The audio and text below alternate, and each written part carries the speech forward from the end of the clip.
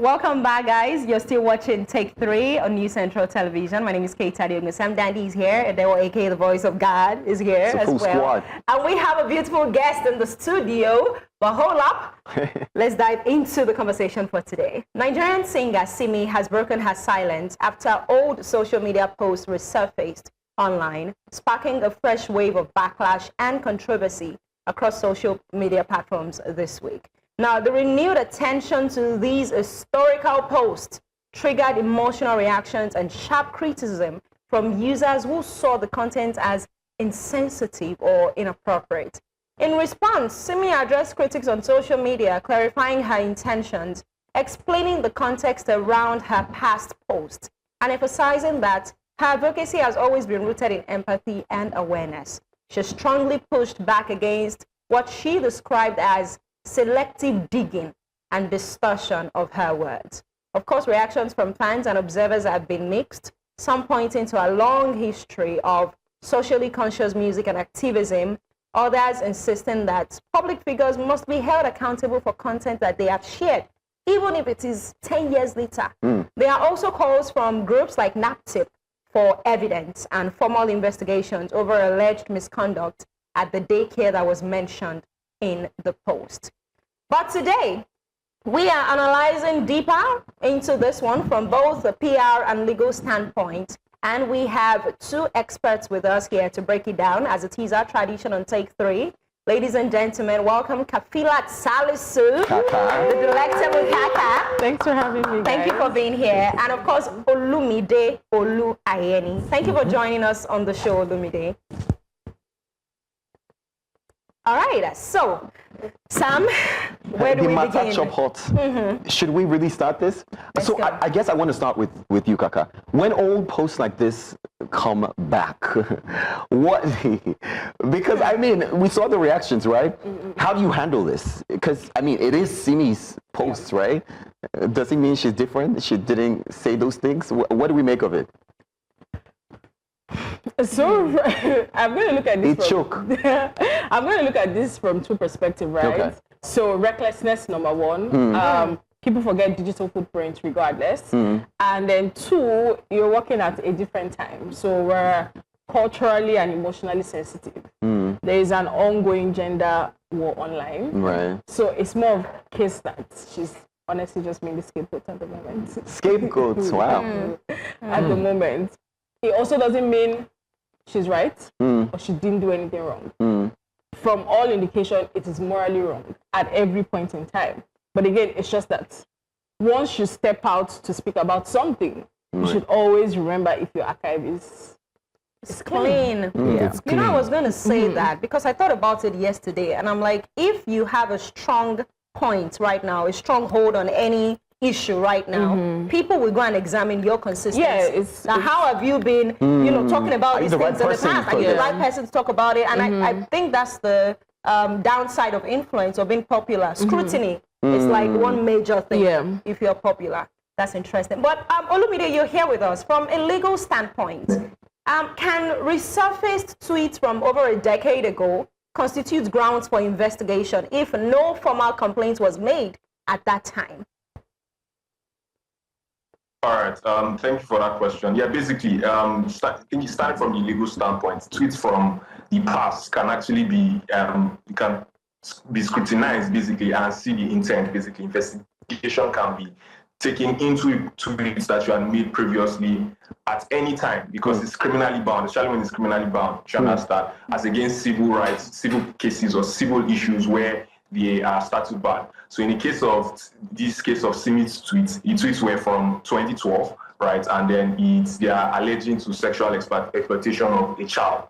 In any case, just like the NAPTIP has rightly done to establish an investigation against Simi over her tweets that she had released in 2012. That tells you how important we need to be careful as generally entertainers or even as people, especially in the digital age right now, understanding that our digital footprints are very important and you don't just release statements loosely.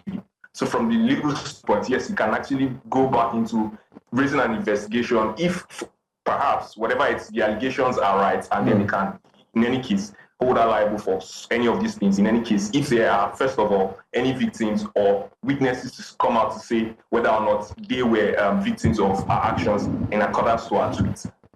I like that. So, yes, it's good that you clarified that, because I like the last part you said, people who were probably victims or people come out with evidence to the case. Now, let me make reference to what happened, and let me speak to Kaka from a PR standpoint, because this blew up and it was a frenzy on social media, and people were really waiting for a public address, what Simi had to say regarding the situation.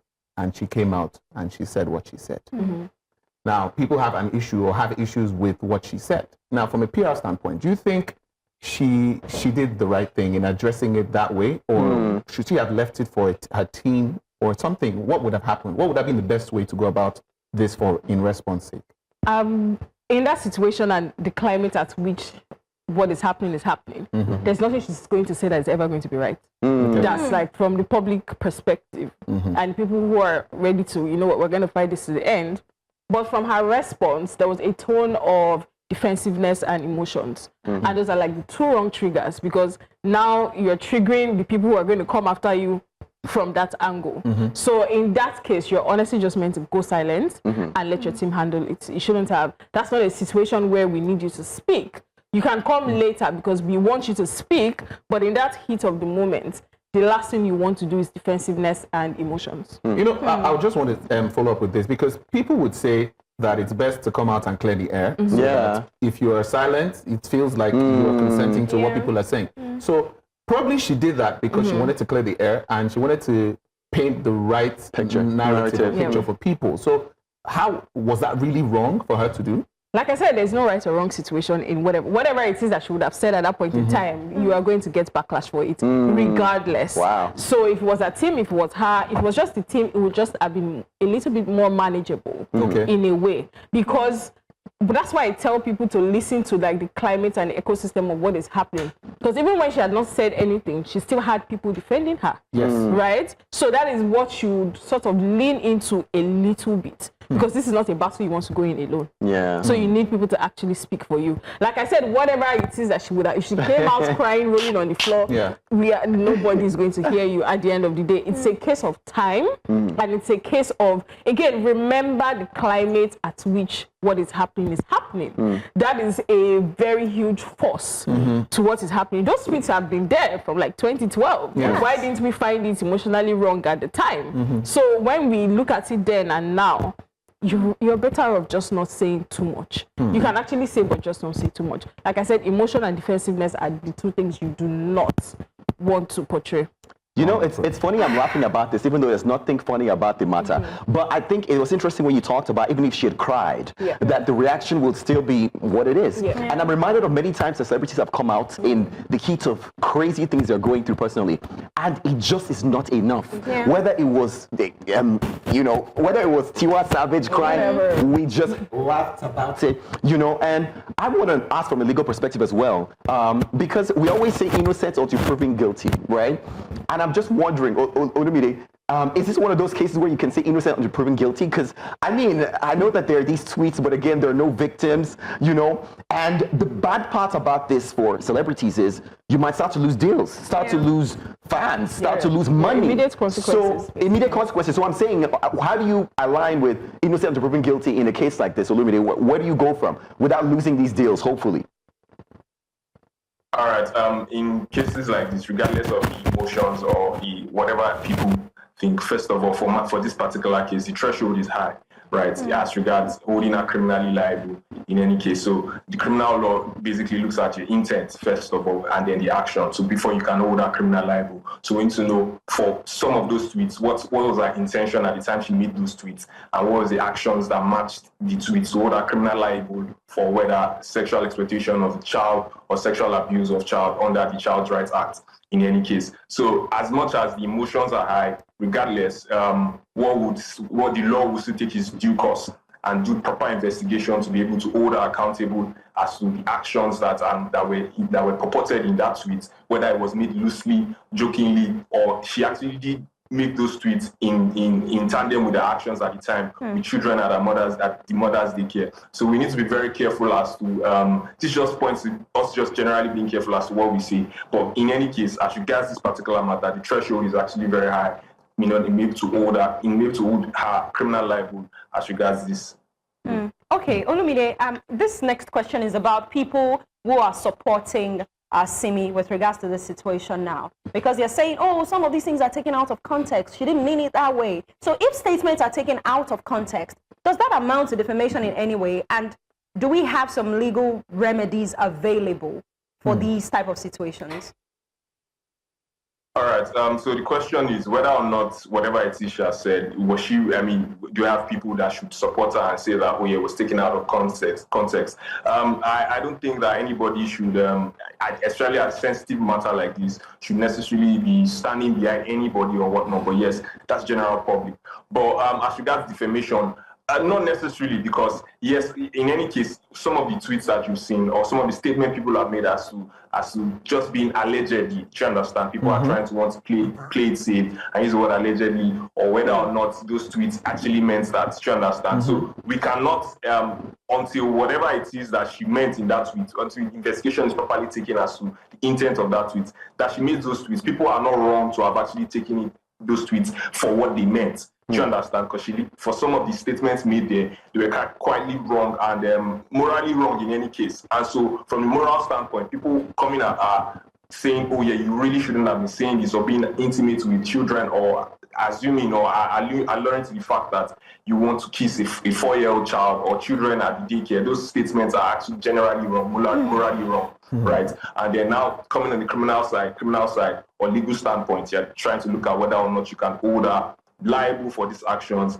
in tandem with what the provisions of the Child Rights Act provides, and whether or not she was sexually abusing these children or not. So also as legal remedies for this, in any case, if those statements were purportedly to damage our character or our reputation in public, yes, obviously she can explore that such means to say, oh, somebody made a defamatory statement against me as tweets that I put out in 2012, years ago, right, against, and they're purporting that I sexually abused a child. But in any case, there's no evidence against or for that. And so what Snaptip has done, and so we can only rely on whatever investigation is being put in place to see the end of this matter. All right. This is quite interesting because we decided to have this conversation to look at it on the broader scale, given the fact that a lot of people are handling this emotionally. Like you said, there's a lot of emotional undertone with the judgment and that people have regarding this. But again, as we see our celebrities come online, they are humans, like they always say. But how can celebrities protect themselves from situations like this? Because maybe when they posted that, they were still on the street. They were poor. They were still hustling. They didn't have... Now they're big, and it is now come back to haunt them. So how can celebrities try and, keep themselves safe from situations like this? So let's even just deal with it as individuals, right? As a person, you never really know where your career is going to take you, or whatever that would even be for your private life. Whatever it is that you're putting online, please, you don't have to put everything that you're putting there, first of all. Let that even just there. Twitter users, ex-users. Ex especially. Whether celebrity or not. Yes. And two, why this is so bad for Simi's image is because this is supposedly a good girl. When we look at it from a branding perspective and a persona, right? Yeah. So this is two different worlds. There are certain people who would have tweeted that and they'll be like, please, what's that new? We're not... Are we surprised? Yeah. So this is a shock factor. This is a dent to our image and brand overall. So the moment you choose a brand that you're going with, right? Whatever, this is where you sit down with a professional. So when people talk about branding, they talk about how they would make money. They don't look at the negative side of how you would lose that money.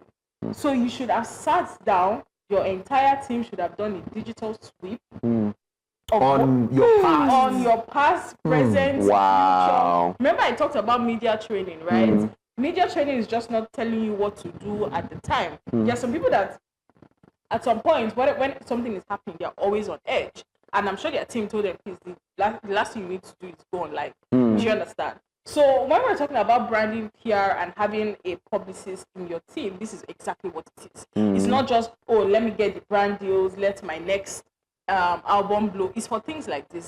So whether you're a celebrity now, you're not, be careful of what it is that you have done. And if you are branding yourself a certain persona, be aware of the other side of what that would look like and what you've done in your past. Well, digitally, there's little to know that you can sort of, because you never even know who was taking screenshots and archiving all of these things. At the time. But regardless, go back from day one and clean. Wow. Even That's your the only comments. thing. Yeah. And not just what you post. Wow. Your comments on other people's posts as well. It's important. If you look at Hollywood, there are certain people that, a lot of things are traceable. Yes. You would not find anything. So they intentionally went back to see. Yeah. Wow. Sounds like a cover-up to me, because people can change. People evolve. Who knows something that we say now in a few years, it's a different climate. So that is you as a person, right?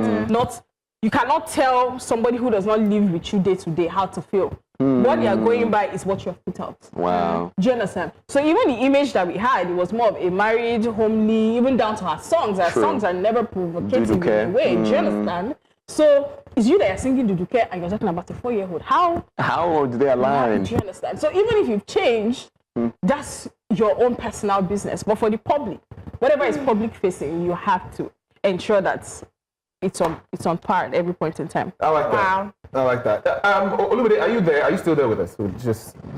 Okay. Yeah. Because now that everybody has become judge and jury online, everybody says you should not, how did she, how could she? I just want to know, can these online, sides and judgments affect or influence the actual legal process or proceedings that can probably take place in this case? Would this social media frenzy, influence it in any way? Just to answer that question simply, not necessarily. No comment from social media can affect what would take place in the in court. Basically, in any case, the law will take its due course, right? Investigations would go on as they should rightly be do, and in no way would comments from people online would affect whatever it is the judicial process would be like. Do you understand? Because the legal process in prosecuting in criminal cases are totally different from our emotions of people online, or how we feel, or even our morals, basically, as people. Do you understand? That is morally wrong does not mean that it is criminally wrong in any case. Do you understand? Great. Like I rightly said, the threshold for this particular case is high. So two things need to be established: our intent and the actions. Like they must both be in tandem with whatever the tweets are, the purported tweets are, regardless of how bad they look. In any case, they need to be able to tie our intent and our action to those tweets.